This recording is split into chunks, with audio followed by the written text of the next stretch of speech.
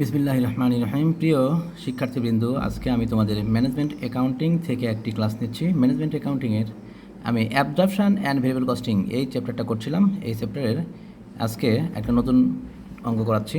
Problem 25। দেখো, problem 25 আমি প্রথমে প্রশ্নটা পড়ে সম্পূর্ণটা বুঝিয়ে দিচ্ছি, তারপর আমি সলিউশনে যাচ্ছি। Nuha limited has the following data. Nuha লিমিটেডের এই তথ্যগুলো দেওয়া আছে।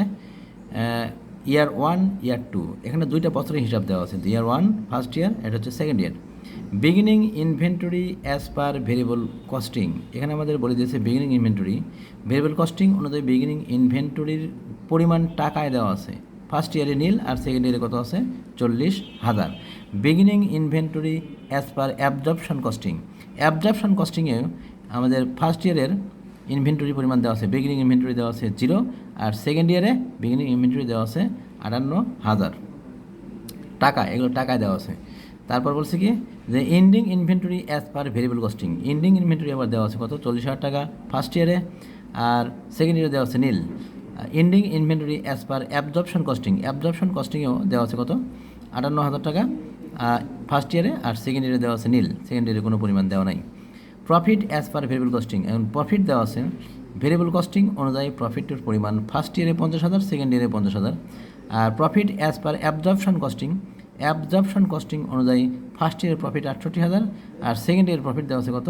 32,000 দিয়ে এখন আমাদের নির্ণয় করতে বলেছে প্রিপার এ রিকনসিলিয়েশন স্টেটমেন্ট। আমরা জানি রিকনসিলিয়েশন স্টেটমেন্টে যে কাজটা করতে হয় সেটা হচ্ছে প্রথমে অ্যাবজর্পশন কস্টিং আর ডাইরেক্ট কস্টিং যে নেট ইনকামগুলো পেয়েছি সেই নেট ইনকামগুলোর পার্থক্য বের করবো আমরা। অ্যাবজর্পশন কস্টিংয়ের মান থেকে আমরা ডাইরেক্ট কস্টিংয়ে যে নেট ইনকামের পরিমাণ পেয়েছি এই পরিমাণটা বাদ দেবো, দিয়ে এটাকে বলবো ডিফারেন্স ইন নেট ইনকাম। এখানে ইয়ার যেহেতু দুইটা আছে, দুই ইয়ারকে আমরা পাশাপাশি লিখে আমরা ডিফারেন্সটা দেখাবো নেট ইনকামের। প্রথমে নেট ইনকামের ডিফারেন্স দেখাবো, তারপর আমরা দেখাবো এন্ডিং ইনভেন্টরি আর বিগিনিং ইনভেন্টরিতে পার্থক্য, ইনভেন্টরির পার্থক্য দেখাবো। ইনভেন্টরির পার্থক্য আর ইনকামের পার্থক্য, এই দুটো পার্থক্যের পরিমাণ যদি মিলে দেয় তাহলে আমাদের অঙ্ক ঠিক। আমরা এখন দেখব যে রিকনসিলিয়েশন স্টেটমেন্টে এই দুইটা অ্যামাউন্ট মিলছে কিনা, এটা আমরা এখন সলিউশন করে দেখাবো। Reconciliation statement.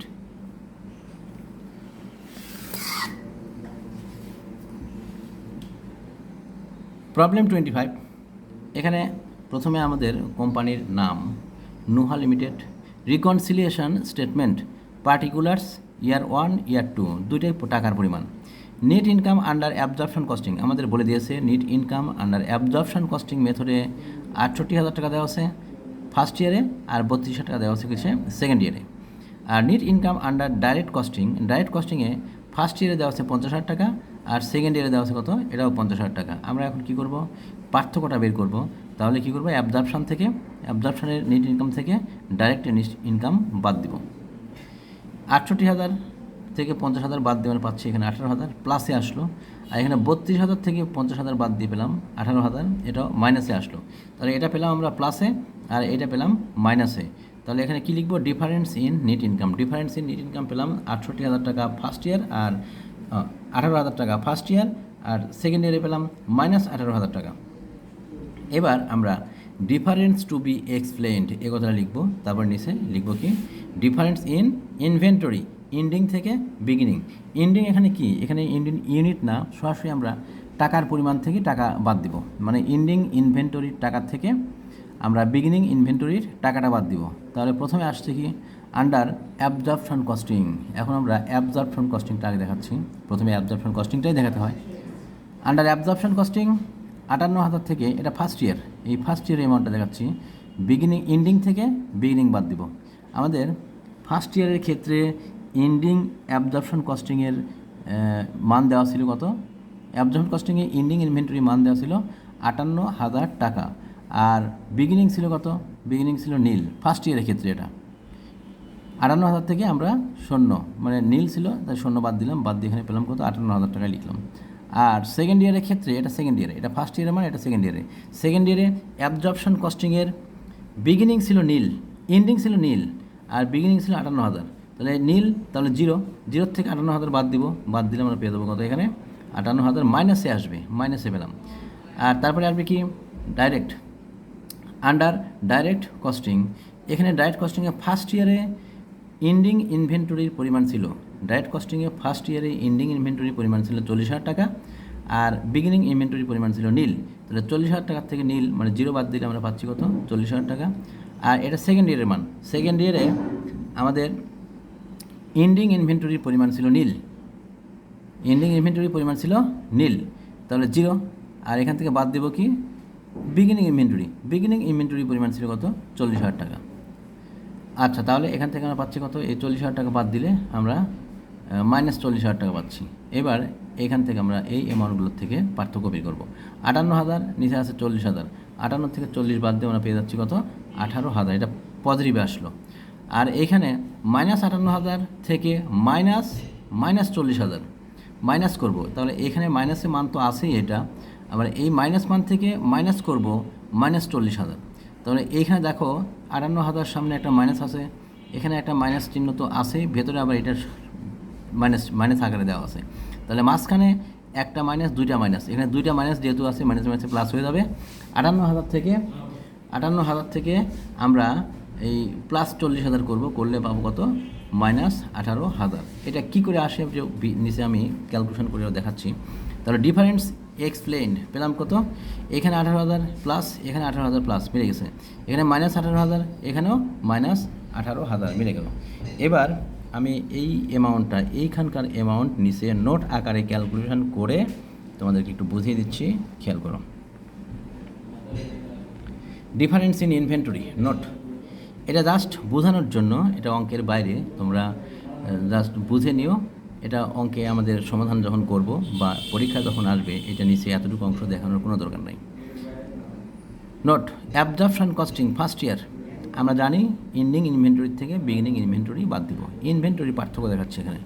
তাহলে ইন্ডিং ইনভেন্টরি থেকে বিগিনিং ইনভেন্টরি বাদ দিব।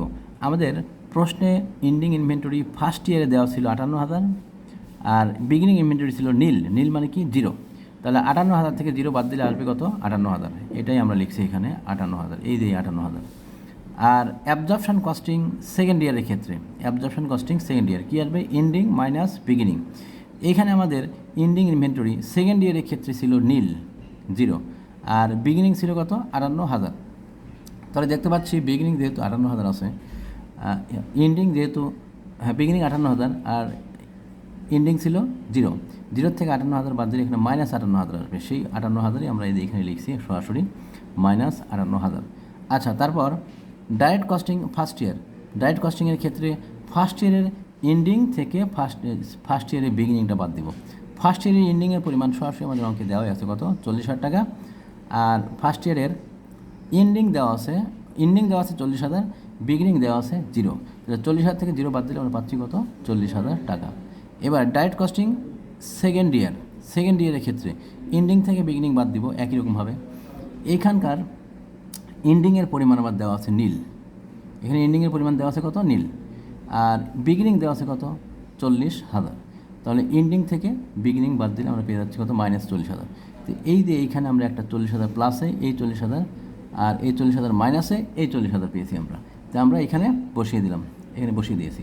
এখন এই দুইটা, এটা তো প্লাসে ছিল, ওর নিচেরটা প্লাসে ছিল, তাহলে 58,000 থেকে 40,000 টাকা বাদ দিলে আমরা 18,000 টাকা পেয়ে যাচ্ছি, এটাতে কোনো সমস্যা নাই। কিন্তু এইখানে -58,000 আবার -40,000, এই মাইনাসটা কী করে করতে হচ্ছে ওইটা একটু দেখিয়ে দিচ্ছি, সম্পূর্ণ খেয়াল করো, ভেঙে একদম দেখিয়ে দিলাম। এটা ছিল এরকম, -58,000 -40,000,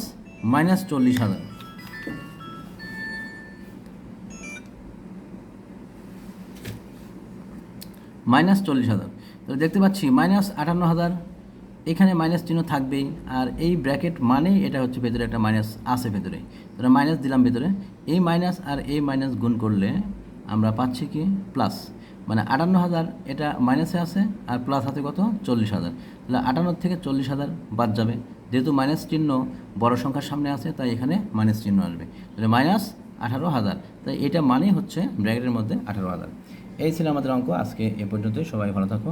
এই অঙ্কটা একটু ব্যতিক্রম ছিল, তোমরা সবাই খেয়াল করে অঙ্কটা করো। আজকে এই পর্যন্তই, সবাই ভালো থাকো, আল্লাহ হাফেজ।